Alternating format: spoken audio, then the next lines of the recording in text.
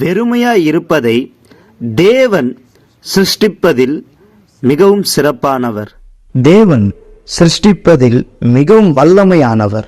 எப்போ பூமியானது ஒழுங்கின்மையும் வெறுமையுமாயிருந்ததோ, தேவனுடைய வார்த்தையின் பிரகாரமாய் எல்லாம் உருவாக்கப்பட்டிருந்தது. அதேபோல் ஜெயித்தவர்களும் இருந்தார்கள்.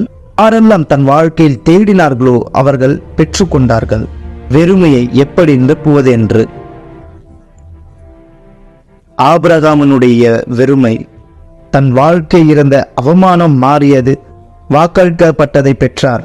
அன்னாளுடைய வெறுமை மாற்றப்பட்டு ஆனந்தத்தின் கண்ணீரை பெற்றார். ராகாபினுடைய வெறுமை தொலைக்கப்பட்ட வாழ்க்கையாய் இருந்தது, பரிபூர்ணம் அடைந்த வாழ்க்கையாய் மாறியது. யோபினுடைய வெறுமை எல்லாவற்றையும் இழந்தார். கடைசியில் தேவனை அறிந்து கொண்டார், மீண்டும் யாவையும் பெற்று கொண்டார். கிதியோனின் வெறுமை அவருக்கு அவமானமாய் இருந்தது, கடைசியில் வெற்றியை கண்டார். கல்யாண வீட்டின் அங்கிருந்த பானைகள் வெறுமையாய் ஆனது. இயேசு தண்ணீரை நிரப்ப சொன்னார், அது புது திராட்சை ரசமாய் மாறியது. உதரப்போக்கில் இருந்த அந்த ஸ்ரீ வெறுமையாய் இருந்தார். ஆரோக்கியம் இல்லாமல் பரத்தை இழந்து யாவும் மாறியது. அவர் வாழ்க்கை பரிபூர்ணம் அடைந்தது. நீங்கள் பார்க்கும் இந்த வனாந்திரம் வெறுமையாய் இருக்கிறது. அதே இடத்தில் தேவன் தன் வல்லமை வெளிப்படுத்தினார். பகலில் மேக ஸ்தம்பமாகவும் இரவில் அக்னி ஸ்தம்பமாகவும் நிரப்பப்பட்டது. தேவன் வரும் பிரசன்னம் வெறுமையை நீக்கும். வெறுமையாய் இருந்த அந்த ஜனங்களை வழிநடத்த தேவன் வந்தார். அதனால்தான் அவர் மிகவும் சிறப்பானவர். நிறைவேற்றின வாக்கு தத்தம் பரிபூர்ணம், முழுமையான மாற்றம் அடைவது.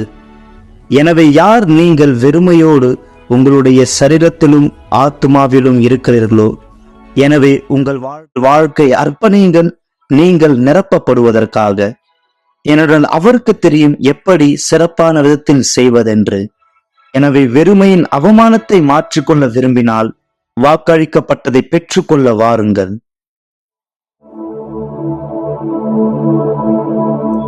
சற்று முன்பு நீங்கள் பார்த்த இந்த வீடியோ, மக்களை, இந்த கவலைப்படுவதை நிறுத்துங்கள் நிகழ்ச்சியில் இந்த முதல் வீடியோ, நாம் உங்களுடைய விண்ணப்பத்தை எங்கே எடுத்து செல்கிறோம் இந்த ஆகஸ்ட் மாதம் என்பதனுடைய ஒரு விளக்கத்தை நீங்கள் கவனித்தீர்கள். ஒரு தரம் ஆண்டவராக இயேசுவின் இடத்திலே சீஷர்கள் கேட்டபொழுது, யாரு ரட்சிக்கப்படக்கூடும்? ஆண்டவர் சொன்னார், மனுஷனால் இது கூடவில்லையோ தேவனால் கூடும். அதாவது இயலாத ஒரு காரியமாய், ஆச்சரியமான ஒரு காரியமாய் சீஷர்கள் கேட்ட கேள்விக்கு ஆண்டவருடைய பதில் அதுதான். எனவே தீர்க்க முடியாததாய், சவாலானதாய், சரிபடுத்த முடியாததாய், ஏன் முன்பு நான் சொன்னதை போல ரட்சிக்கப்படுவது சாத்தியமா என்ற ஒரு எண்ணம் உங்களுக்குள் இருந்தால், என் வாழ்க்கை, என்னுடைய ஆத்மா, என்னுடைய சூழ்நிலை மாற்றம் அடைய முடியுமா என்று நீங்கள் கேட்டால் இந்த நிகழ்ச்சி உங்களுக்கான பதில். மக்களை, இதன் மூலமாய் ஆண்டவர் காண்பிக்கிறார் என்னென்ன என்னால் செய்ய முடியும் என்று.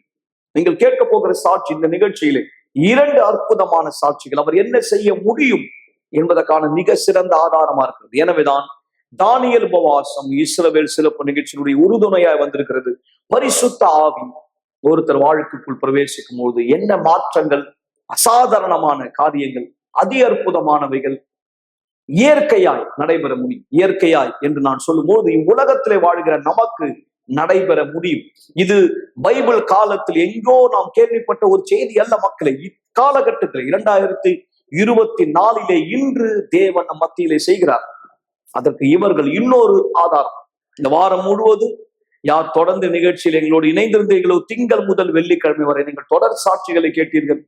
சென்ற வாரம் சாட்சிகளை கேட்டீர்கள். இதோ அதி அற்புதமான இந்த சாட்சி நீங்கள் புரிந்து கொள்ளும்படியா நான் உங்களுக்கு முன் வைக்க விரும்புகிறேன். இந்த அற்புதமான சாட்சி நீங்க கவனிக்கும்படி நான் உங்களை வரவேற்கிறேன்.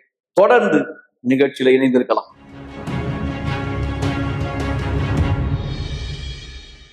வணக்கம், என்னுடைய பேரு திவ்யா. நான் வியாசர்பாடியில இருக்கேன். என்னுடைய கடந்த கால வாழ்க்கையில மிகவும் விரக்தியான ஒரு நபரா இருந்தேன். என்னால இனியும் அதை கையாளுறதுக்கான பலன் கிடையாது. ஏன்னா என் குடும்பத்தினுடைய காரியங்கள்னால நான் அதிகமா பாதிக்கப்பட்டிருந்தேன். அவங்க என் முன்னாடியே சண்டை போடுவாங்க, கெட்ட வார்த்தைகளை பேசுவாங்க, அவங்க அடிச்சுப்பாங்க. அது எப்படி ஒரு மோசமான உதாரணத்தை எனக்கு கொடுத்தது. ஏன்னா என்னுடைய வீட்டுல முன்னாடி வேற ஆலயத்துக்கு போறவங்க ஆனா அவங்களுடைய சாட்சி அதுக்கு ஏத்த மாதிரி கிடையாது. ரொம்ப மோசமா அவங்க மாறிக்கொண்டே இருந்தாங்க. அந்த காரியம் கடவுள் மேல இருக்க நம்பிக்கை எனக்குள்ளாக இருந்து முழுவதுமா எடுத்தது. நான் முழுமையா வெறுக்க ஆரம்பிச்ச மனுஷங்களையும் கடவுளையும் கூட. எனக்கு இனியும் யார் மேலேயும் நம்பிக்கை இல்லை. என்னுடைய வாழ்க்கையை நான் யாரு கடத்துலையும் கொடுக்க எனக்கு விருப்பமானது கிடையாது. ஏன்னா யாருமே அதுக்கு தகுதி இல்லை. என்னால மட்டும்தான் என்னுடைய வாழ்க்கையை அமைத்துக் கொள்ள முடியும். இந்த நிலைமையில தான் நான் இருந்தேன். அதே போல நான் வளர நாட்கள் கடந்து போவேன். எனக்கு அது சுலபமா கிடையாது. எனக்குள்ள நான் அந்த அழுத்தத்தை உணர்ந்த, பாரத்தை உணர்ந்தேன். ஏன்னா நான் பகிர்ந்துக்க யாருமே கிடையாது.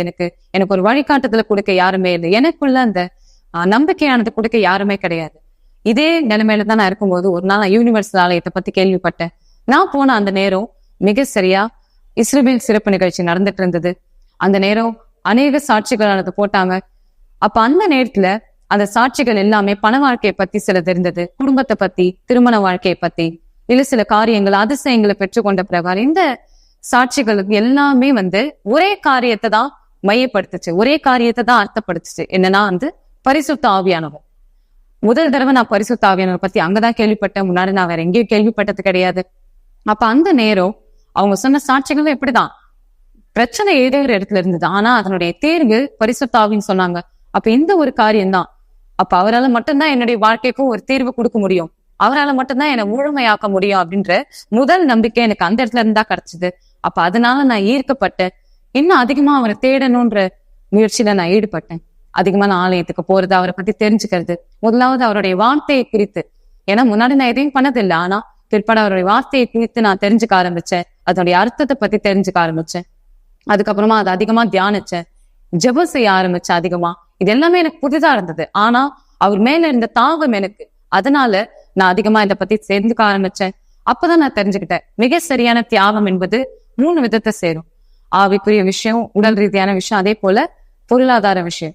ஆனா இது 3க்குள்ளே முக்கியமா என்னுடைய ஆவிக்குரிய தியாகத்தை செய்ய நான் மிகவும் கடினப்பட்டேன். ஏன்னா அந்த இடத்துல நான் மன்னிக்க வேண்டியது இருந்துச்சு.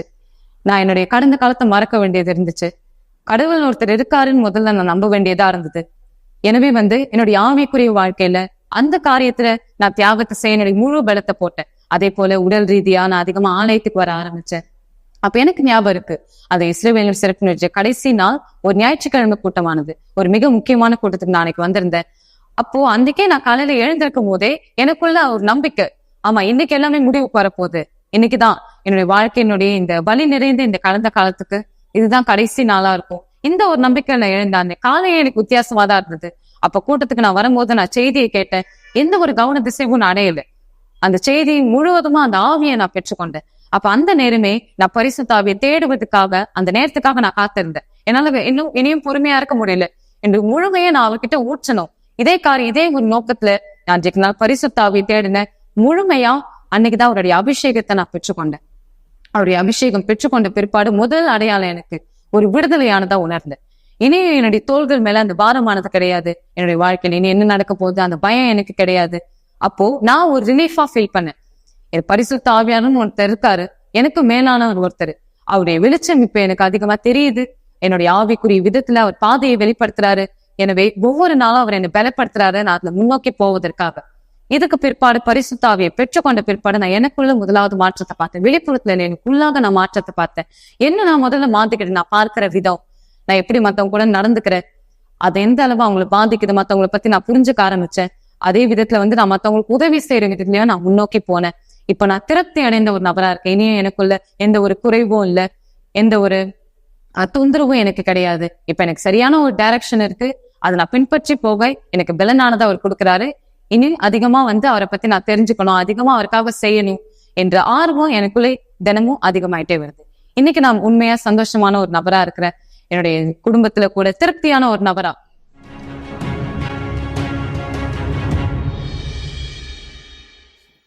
மீண்டும் நான் உங்களை வரவேற்கிறேன் மக்களே. மிக சரியாய் ஒருவேளை இந்த இளம் பெண் கொடுத்த சாட்சியின்படி நான் ஆண்டவரை அணுகவில்லை, ஆண்டவருடைய உதவியை தேடவில்லை. காரணம், சில பேர் என்னை ஏமாற்றம் அடைய செய்தார்கள், சில விஷயம் என்னை ஏமாற்றம் அடைய செய்தது, சில காரியங்கள் எனக்கு ஒத்து வரவில்லை என்று நீங்கள் யோசித்தால் நான் சொல்லுகிற ஆலோசனை எடுத்துக்கொள்ளுங்கள். ஒருவேளை கெட்ட சாட்சிகள் உங்களை பலவீனப்படுத்திருக்கலாம், சில கெட்ட உதாரணங்கள் உங்களை சோர்வடைய செய்திருக்கலாம், நீங்கள் தேவனை விட்டு விலக கூடாத ஒரு காரணமா இருந்திருக்கலாம், சில கெட்ட உதாரணங்கள், சில கெட்ட சாட்சிகள். ஆனால் எவ்வளவேனும் பொய் உரையாத தேவன் என்று வார்த்தை சொல்கிறது. எவ்வளவேனும் அவரிடத்துல இருள் இல்லை. இந்த சாட்சியின் மூலமாய் ஆண்டவர் உங்களை திரும்ப அழைக்கிறார். மக்களே, மறுபடியும் அவர் உதவியை நீங்கள் தேடும்படி, அவரை நோக்கி வரும்படி, அவரை விட்டு விலகி செல்ல வேண்டாம், சலித்து போக வேண்டாம், எதுவுமே எனக்கு நடக்கவில்லை என்று சோர்வடைய வேண்டாம். அந்த இளைய மகன் தூர பிரயாணம் சென்று எல்லாவற்றை துளைத்து தயக்கத்தோடு தகப்பனை அணுகின பொழுது, தூரத்திலே அவனை பார்த்த தகப்பன் ஓடி சென்று அவனை கட்டி அணைத்து முத்தம் செய்து பெரிய விருந்து கொண்டாடியதை போலதான் அவரை விட்டு விலகின, அவர் மீது சோர்வடைந்து கொண்டிருக்கிற, அவரை விட்டு பலவீனமாக அடைகிற உங்களை கர்த்தர் நாளை வரவேற்கிறார். ஜூலை 28 காலை 9:30 மணி. மக்கள், நாளை காலை 9:30 மணி. இங்க சென்னையிலும் சரி, மும்பையிலும் சரி, ஹைதராபாத்திலும் சரி, நீங்கள் விசேஷமாய் வரவேற்கப்படுகிறீர்கள். கர்த்தர் உங்களை வரவேற்கிறார். கண்டிப்பாய் உங்களை அவர் புறக்கணிக்க மாட்டார். உங்கள் கண்ணீர்களை துடைப்பார், உங்கள் சூழ்நிலையை மாற்றுவார். எதிலே நீங்கள் சலித்து போனீர்களோ சலித்து போக வேண்டாம். நாளை புது பலத்தோடு வாருங்க, தகப்பனிடத்திலே திரும்பி வாருங்க. நான் காண்பிக்க போகிற சாட்சி அதற்கு ஒரு உதாரணம். சமுதாயம் உங்களை புறக்கணிக்கலாம், உங்களை சுற்றி இருக்கிற மக்கள் உங்களை புறக்கணிக்கலாம், யாரும் உங்களை புரிந்து கொள்ள முடியாத இருக்கலாம், உங்கள் வீட்டிலும் கூட சூழ்நிலை மோசமா இருக்கலாம். ஆனால் நீங்கள் அவரை நோக்கி வந்தால், பிதாவை நோக்கி வந்தால், கர்த்தரை நோக்கி வந்தால், நிச்சயமாய் நீங்கள் புறக்கணிக்கப்படுவது இல்லை. நீங்கள் கண்டிப்பாய் உதவியை பெற்றுக்கொள்ள முடியும். உங்கள் சூழ்நிலை நிச்சயமாய் மாற முடியும். எனவேதான் தேவனுடைய ஆவி உங்களுக்குள் வரும்போது நீங்கள் உள்ளும் புறம்பும் மாற்றம் அடைவீர்கள். இந்த தவறான அபிப்பிராயம், தவறான கருத்துக்கள் உங்களை தடுக்க அனுமதிக்காதீர்கள். மக்கள், ஏன் சில தவறான சாட்சிகள் கூட உங்களை தடுக்க அனுமதிக்க வேண்டாம். உங்கள் வீட்டிலும் கூட ஒருவேளை நீங்கள் நல்ல சாட்சி பார்க்க முடியவில்லை, சோர்வடையாதீர்கள். கர்த்தர் நல்லவர், ருசித்து பாருங்கள். அவர் உங்களுக்கு என்ன செய்ய முடியும் என்பதை வெளிப்படுத்துவார். இந்த சாட்சியை தொடர்ந்து இணைந்திருக்கலாம். ஒரு தண்ணீர் பாட்டில் ஆயத்தப்படுத்திக் கொள்ளுங்கள், டம்ளர்ல ஆயத்தப்படுத்திக் கொள்ளுங்கள். ஜபத்திலே நாம் அதை ஆசீர்வதிக்க போகிறோம். இவருடைய வாழ்க்கையில் நடந்த எல்லாமே இவர் எடுத்த தீர்மானம். அந்த தீர்மானத்துல இவர் விளைவுகளை சந்திச்சார். எனக்கு சரியா 10 வயசுல என்னுடைய அப்பா என்னை கொலை செய்ய முயற்சி பண்ணார். அவர் இந்த மாதிரி ஒரு பிரிட்ஜுக்கு மேலே கொண்டு போய் இந்த மாதிரியான வார்த்தைகளை கிட்ட சொன்னார். நீ பிறந்ததே பிரயோஜனம் இல்லை, நான் தான் உன்னை உலகத்துக்கு கொண்டு வந்த, நானே இந்த இடத்த விட்டு உன்னை எடுத்துடுறேன். அப்புறம் நான் சொன்னேன், அப்பா என்னை கீழே கூட தூக்கி போடுங்க, நான் கீழே விழுந்து இறந்துட்டேன்னா பரவாயில்ல, பிரச்சனை இல்லை. ஆனால் நான் ஒரு வேளை இறக்கலைன்னா ஒரு பெரிய மோசமானவனா நான் மாறிடுவேன். இந்த வார்த்தைலாம் எனக்குள்ள ஒரு நரகமாக இருந்தது. அந்த வெறுப்பு எனக்குள்ள இருந்தது, அந்த எரிச்சல், இது எல்லாமே எனக்குள்ள இருந்தது. எனக்கு தெரியும், ஒரு நாள் இது எல்லாத்தையும் நான் வெளியே விட்டுருவேன். அந்த நாள் வந்துச்சு. எனக்கு சரியா 11 வயசாக இருந்தது. நான் முதல் ஒரு ஆளை கொலை செஞ்சேன். அப்போ ரொம்ப சின்ன பையனாக இருந்தார்.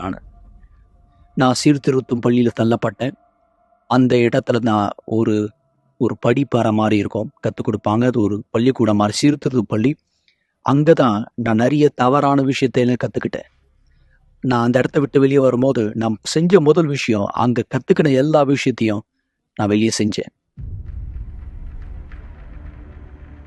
ஃபாலசனுடைய இந்த முறை வெறுப்பு, கோபம் இருந்த இந்த நபர் இப்போ ஒரு கூலிக்காக கொலை செய்கிற ஒரு ஆளாக மாறிட்டார். போயிட்ட பிற்பாடு அங்கே தான், அந்த இடத்துல தான் நான் நிறைய தவறான விஷயம்லாம் பண்ண ஆரம்பித்தேன். எக்கச்சக்கமான விஷயம். நான் கற்பனை பண்ணி பார்க்காத விஷயத்தெல்லாம், நான் அவமானப்படுற விஷயத்தெல்லாத்தையும் செஞ்சேன். அங்கே என்னுடைய அம்மா அங்கே நான் நல்ல பையனு நினச்சிருந்தாங்க.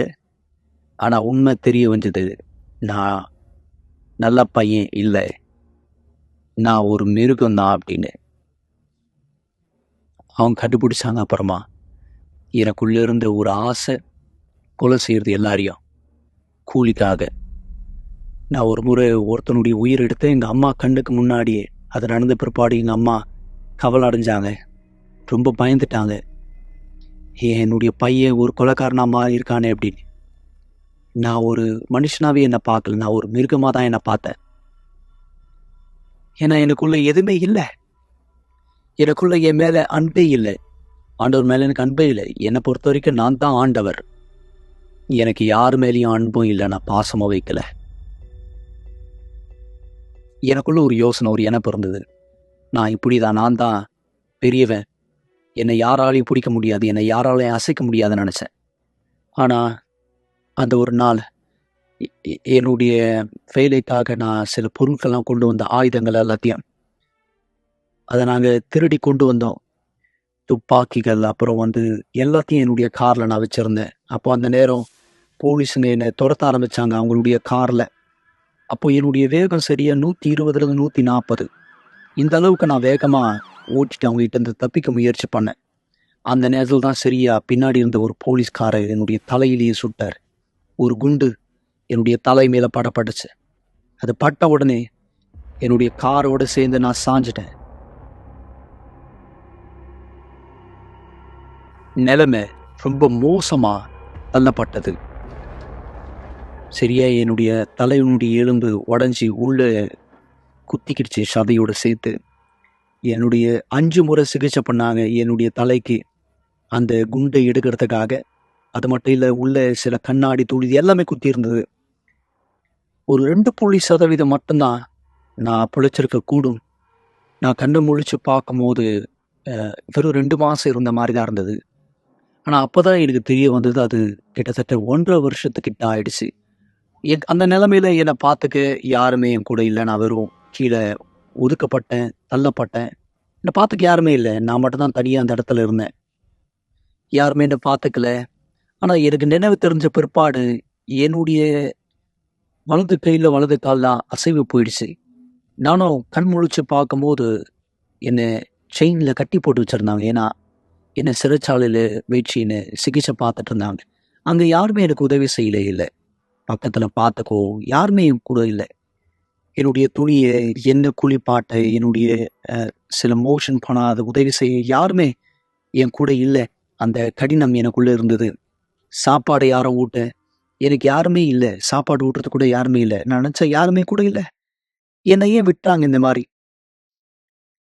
இதே மாதிரி கொஞ்சம் வருஷமாக போச்சு. அதுக்கப்புறமா என்னுடைய கேஸ் கோர்ட்டில் வர ஆரம்பிச்சது. அந்த கோர்ட்டில் நடந்த கேஸ் மூலமாக நான் தண்டனை பெறப்பட்டேன். 35 வருஷம் என்னை ஜெயிலில் தள்ளினாங்க. 35 வருஷம் பெறப்பட்ட இந்த தண்டனை இவர் சரீரத்தை மட்டுமல்ல, இவர் ஆத்துமாவையும் வெறுமை மூலமாய் நிரப்பப்பட்டது. எனக்குள்ள ஒரு வெறுமை முழுசா நிரம்பி இருந்தது. அந்த வெறுமையை விட்டு நான் சில நேரத்துல என்ன நானே கொள்ளுக்கலாம் கூட நினைச்சிருக்கேன். சரியா அந்த நிலைமையில நான் இப்படிதான் யோசிச்சுட்டு இருந்தேன். என் வாழ்க்கையை நான் எடுத்துடுறேன், நான் செத்து போயிடுறேன். அப்பதான் சரியா யூனிவர்சல் ஆலயத்திலிருந்து வரப்பட்ட அந்த குழு சிறைச்சாலைக்குள்ள ஜெபம் பண்ண வந்தாங்க. நான் அதுக்கப்புறம் வந்தேனா, ஆண்டவரே சொன்ன, ஆண்டவரே எனக்கு ஒரு வாய்ப்பு கொடுப்பீங்களா? ஆண்டவரே நீங்க உண்மையாவே இருக்கீங்கன்னு எனக்கு தெரியாது, நீங்க உயிரோடு இருக்கீங்கன்னு எனக்கு தெரியாது. நான் ரொம்ப மோசமானவன் பார்க்குறீங்க, நான் ரொம்ப மிருகமானவன். உங்க இடத்துல நான் இருந்தேன்னா கண்டிப்பா நான் என்னை மன்னிக்க மாட்டேன். ஆனா என்கிட்ட இருக்கிற ஒரு சிறந்த ஒரு விஷயத்த நான் தரேன். அது எனக்குள்ள நான் வச்சுட்டே இருந்தேன் எப்பவுமே. அது நான் கொடுக்குறேன். அதான் என் வார்த்தையை தரேன். நான் சக்தியாகவும் அந்த வார்த்தையை தரேன். இந்த வார்த்தை எனக்குள்ள செஞ்சீங்கன்னா, நீங்க என்னுடைய வாழ்க்கையை மாத்தினீங்கன்னா, அந்த ஜபம் செய்து முடிச்ச பிற்பாடு கொஞ்சம் கொஞ்சமா நான் பலமாக்கப்பட்டதை நான் உணர்ந்தேன். நான் சொன்ன வார்த்தையை நான் நிறைவேற்றணும் அப்படின்ற ஒரு எண்ணம், ஒரு யோசனை எனக்குள்ள வர ஆரம்பிச்சது. அந்த இடத்துல நான் தேவனுடைய வார்த்தையை பெற்றுக்கொண்டேன், வேதாமத்தை. அந்த வார்த்தையை நான் சில இடத்துல படிப்பேன். படுத்துக்கும் போது நான் அந்த பைபிளை திறந்து பார்ப்பேன். இந்த பக்கம் சாயும் போது நான் அந்த பைபிளை எடுத்து பார்ப்பேன். வாலசன் பழைய வாழ்க்கையை விட்ட இந்த நபர் ஒரு மனமாறுதலை ஈர்ந்தார். அந்த மனமாற்றம் ஏற்பட்ட உடனே காலம் கடந்து செல்லும் போது இவர் இது எல்லாத்திலிருந்து மன்னிக்கப்பட்டார். நான் வந்த முதல் இடம் ஆலயம். நான் அந்த இடத்துல இருந்து வந்த முதல் இடம் சிறைச்சாலையிலிருந்து தேவனுடைய ஆலயம். நான் வீல் சேர்ல தான் வந்தேன் சர்ச்சைக்கு. அதுக்கப்புறம் தான் பரிசுத்தாவியை சொன்னதை நான் கேள்விப்பட்டிருக்கேன். எனக்குள்ள சமாதானம் இருந்துச்சு. ஆனால் பரிசுத்தாவி யாருன்னு எனக்கு தெரியணும், அவர் யாருன்னு எனக்கு தெரியணும். அதுக்கப்புறமா தெரிஞ்சுக்க ஆரம்பித்தேன் பரிசுத்தாவி யாரு. அவர் தெரிஞ்ச பிற்பாடு நான் முடிவெடுத்தேன், இதுதான் எனக்கு வேணும், நான் போகிறேன், முன்னோக்கி போகிறேன். இரவு நேரத்தில் ஜெபம் பண்ணுவேன், இரவு நேரத்தில் எழுத்து ஜெபம் பண்ணுவேன். நான் சில வீட்டை விட்டு வெளியே போவேன். மழை நேரத்தில் மழையில் நனைஞ்சிக்கிட்டே ஜெபம் பண்ணிக்கிட்டே போவேன். நான் ஜெபத்தில் இப்படி சொல்லுவேன், ஆண்டவரே நான் வெறுமையாக இருக்கேன், எனக்குள்ள நான் உங்களை பார்க்கணும், எனக்குள்ள உங்க ஆவி தேவை. அதுக்கப்புறமா தான் இஸ்ரவேல் சிறப்பு நிகழ்ச்சி வந்தது. நான் அந்த இஸ்ரவேல் சிறப்பு நிகழ்ச்சியில என்னை தூக்கி நான் அதில் வச்ச முழுமையா நான் சொன்ன ஆண்டவர் நான் ஏற்றுக்க மாட்டேன். நான் உங்க வீட்டில் இருக்கேன், உன்னுடைய ஆலயத்தில் இருக்கேன். உன்னுடைய ஆவி இல்லாமல் நான் எப்படி உயிர் வாழ்றது? எல்லாத்தையும் கொடுக்குறேன், நான் எல்லாத்தையும் கொடுக்குறேன், நீங்க எல்லாத்தையும் கொடுங்க, உங்க ஆவி எனக்கு கொடுங்க. நான் எல்லாத்தையும் கொடுத்தேன். அந்த சிறப்பு நிகழ்ச்சி நான் பீடத்து மேலே ஏறினேன். அந்த பீடத்து மேல நான் ஏறிய வாழ்க்கை கொடுத்த பிற்பாடு என் தியாகத்து மூலமா ஆண்டவரே நான் சொன்ன, ஆண்டவரே இது என் தியாகம், இது என் வாழ்க்கை, நான் கொடுத்துட்டேன். நான் நேர்மையா வாழ்க்கை கொடுத்தேன், உண்மையா. ஆண்டவரே நான் பிரோஜனம் இல்லை எனக்கு தெரியும், ஆனா நான் உங்களை வெளிப்பட விரும்புறேன். நான் உன்னோடு இணைஞ்சு நான் உன்னுடைய வேலையை செய்ய விரும்புறேன். அந்த நேரம் எனக்குள்ள ஒரு சமாதானம் இருந்தது. அது ஒரு சாதாரணமான உணர்ச்சி இல்லை, அது உணர்ச்சி இல்லை, நான் என் வாழ்க்கையிலே உணராத ஒரு விஷயம். அந்த நேரம் பரிசுத்த ஆவி எனக்குள்ள வந்த உடனே நான் ரொம்ப சின்னவரா இருந்த ஒரு ஆளா இருந்தேன். ஆனா அவர் எனக்குள்ள வந்த பிற்பாடு என்னுடைய ஆத்மா நிரப்பப்பட்டது. அவர் சொன்னார், நான் உன்னோடு இருக்கேன், என்னுடைய மகனே நான் உன்னோடு இருக்கேன் அப்படின்னு சொன்ன உடனே நான் சொன்னேன், நன்றி என் தகப்பனே. வார்த்தை தரப்பட்டது, அவர் வார்த்தை கொடுக்கப்பட்டது. இவருக்குள்ளே ஒரு மாற்றம் ஏற்பட்டு மரிக்க போக வேண்டிய நிலைமையில் இருக்கிற ஒரு நபர் இப்போ தேவனோடு உயிர் வாழ்ந்து கொண்டிருக்கிறார். ஆண்டவர் என்னுடைய எல்லா வாழ்க்கையில மாத்திட்டார். ஆண்டவர் நான் வெறும் ஒரு வார்த்தை தான் கொடுத்த ஆண்டவர் என்னுடைய பாதி உருவாக்கிட்டார். இப்ப நான் கல்யாணம் பண்ணியிருப்பட்டிருக்கேன், தேவன் ஒரு நல்ல மனுஷன் கொடுத்துருக்கார், தேவனுடைய மனுஷன். இப்ப நான் ஒரு தகப்பனா இருக்கேன், என்னுடைய திருமண வாழ்க்கை ஆஸ்வாதமா இருக்கு. இன்னைக்கு என்னுடைய அம்மா என் மேல சந்தோஷப்படுறாங்க. என்னுடைய அப்பா, முன்னாடி நான் கொலை செய்யலாம்னு நினைச்ச என்னுடைய அப்பா என் கூட நல்ல உறவில் இருக்கார். இப்போ நான் வெளியே போய் நான் முன்னாடி வெளியே செல்லும் போது உயிரை எடுக்க வெளியே செல்வேன், ஆனால் இந்த நேரம் உயிரை காப்பாற்ற வெளியே செல்றேன். மருத்துவர்கள் என்கிட்ட சொன்னாங்க, எனக்கு சரியா உணர்வு இருக்காது, என் வாழ்க்கை நல்லா நடத்தி போக முடியாது. ஆனால் இதெல்லாத்தையும் நான் யோசிச்சு பார்க்கல. மருத்துவர் சொன்ன, இந்த பகுதி இந்த கை கால் மட்டும் தான் இருக்கும், அசைக்க முடியும் அப்படின்னு சொன்னாங்க. ஆனால் இதெல்லாம் தேவையில்லை, பாதி தலை கூட எனக்கு இருந்திருக்கலாம். ஆனால் என்னுடைய எல்லாத்தையும் நான் அவர்கிட்ட கொடுத்துட்டேன், என் முழுசை நான் அவர்கிட்ட கொடுத்துட்டேன். நான் என் வார்த்தையை அவர்கிட்ட கொடுத்து காப்பாத்திட்டு இருக்கேன். அவர் இந்த நாள் வரைக்கும் அவர் வார்த்தையை நிறைவேற்றிட்டு இருக்காரு என்னுடைய வாழ்க்கையில.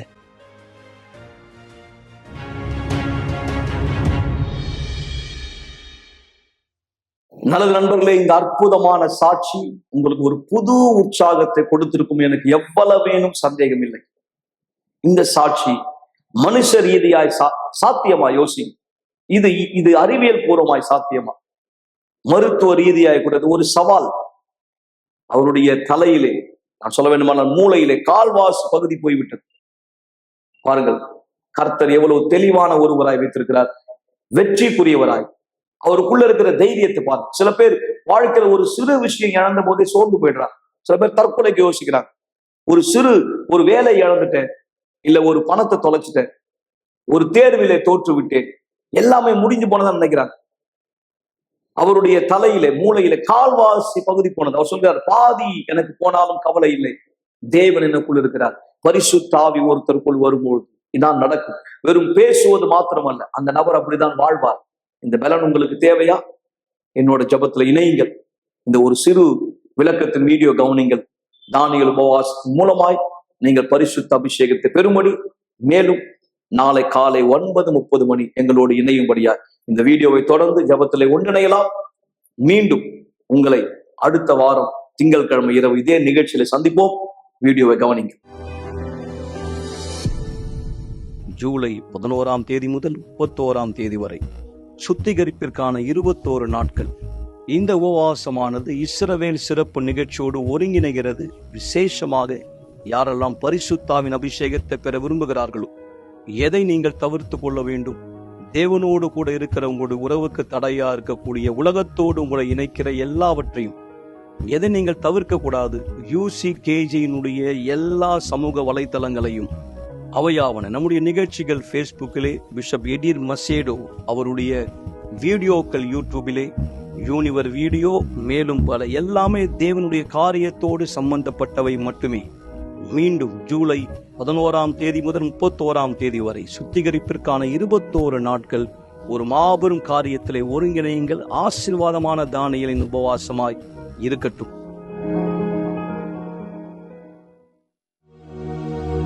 ஒரு கிளாஸ் தண்ணீரை ஆயத்தப்படுத்திக் கொள்ளுங்கள் அல்லது தொலைக்காட்சிக்கு அருகாமையிலே வாருங்கள். இந்த நேரம் உங்களுக்கான ஒரு சிறப்பு ஜெபத்தை நாம் செய்ய போகிறோம். சர்வ வல்லவரே, ஆண்டவராகிய இயேசுவின் நாமத்தினால் ஜெபிக்கிறேன். மனுஷனால் கூடாதது தேவனால் கூடும். அதற்கு இந்த சாட்சி ஆதாரம். யார் இதை செய்ய முடியும்? நீ மட்டும்தான் தேவனே. மாவி மட்டும்தான், மாவியினுடைய வல்லமை மட்டும்தான். இந்த நபர் தனக்குள்ளே உடைந்து போனவரா இருந்தால், வாழ்க்கை முடிந்து விட்டதாய் நினைத்துக் கொண்டிருந்தால், இனி யாருமே எனக்கு உதவ முடியாது, என் நிலைமை அவ்வளவுதான் என்று யோசித்துக் கொண்டிருந்தால், அல்லது ஒருவேளை ஆண்டவர் என்னை ஏற்றுக்கொள்வாரா என்ற எண்ணம் இவருக்குள் குற்ற உணர்ச்சி இவரை உலுக்கி கொண்டிருந்தால், நான் அந்த அசுத்தத்துக்கு இப்போதை கட்டளை கொடுக்கிறேன், வெளியேறும். எதிர்மறையான எண்ணங்கள் மறையட்டும், தவறான மனநிலை நீங்கட்டும்.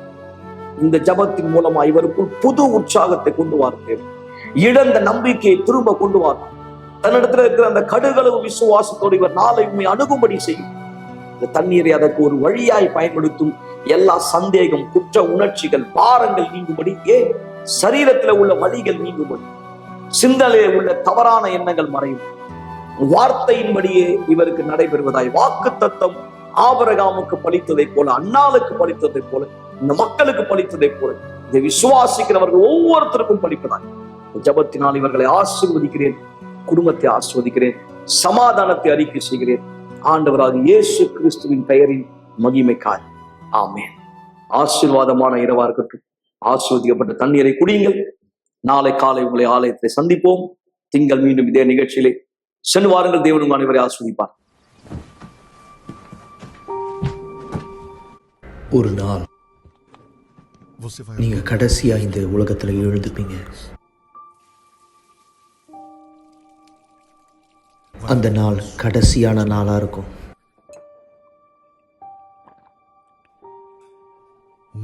கடைசியா ஒரு முறை நீங்க காலை உணவை சாப்பிடுவீங்க.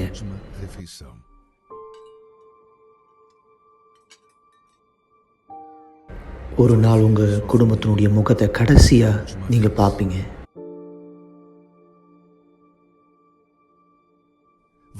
உங்களுடைய கடைசியான வார்த்தையை சொல்லுவீங்க. உங்களுடைய கண்கள் கடைசியா ஒரு முறை சிமிட்டும்.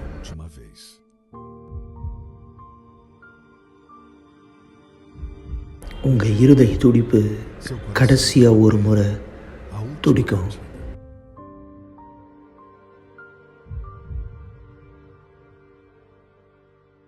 நீங்க கடைசியா ஒரு முறை மூச்சை இழுத்து விடுவீங்க.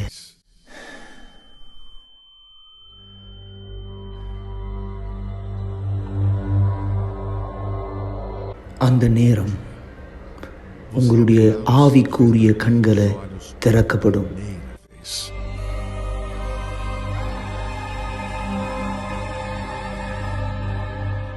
அந்த நேரத்தில் நீங்க புரிஞ்சுப்பீங்க எந்த அளவுக்கு உங்களுடைய ஆத்மா உண்மையானது அப்படின்னு.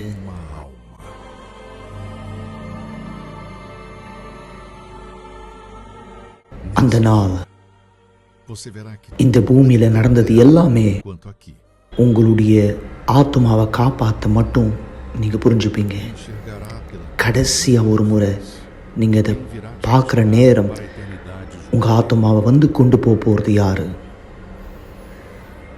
அந்த நேரம் நீங்க யார்கிட்ட உங்க நேரத்தை கொடுத்தீங்களோ, யார்கிட்ட உங்க நாளை கொடுத்தீங்களோ, யார்கிட்ட உங்க விருப்பத்தை செஞ்சீங்களோ, யாரை நீங்க வணங்குனீங்களோ, இந்த வாழ்க்கையில இது உங்களை பதட்டப்படுத்துதா இல்லை இது உங்களை உறுதிப்படுத்துதா?